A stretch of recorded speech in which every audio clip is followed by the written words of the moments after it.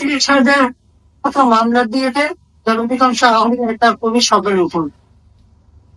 সংসদ শাসনের সে প্রত্যেকটা বাড়ি ঘর কিছু লুটপাট আর আওয়ামী নেতা কর্মী জেলা উপজেলা এবং পর্যায় পর্যন্ত সব জাতীয় সরকার পাশাপাশি আমাদের যারা নির্বাচিত প্রতিনিধি স্থানীয় সরকারি নির্বাচনে যারা দুনিয়া ছিল উপজেলা তার জেলা পরিষদ ইউনিয়ন পরিষদ তাদের এক কর্মের প্রচার তাদেরকে বের করে দিয়েছে।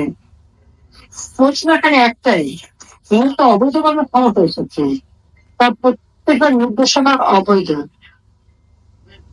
জনগণের ম্যান্ডেট এসে আসেনি,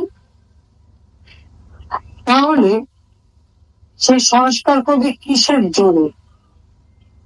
জনগণের ম্যান্ডেট যার নাই তার সংস্কার করার অধিকার নাই, সেই যার পক্ষে সবই হচ্ছে অবৈধভাবে করা।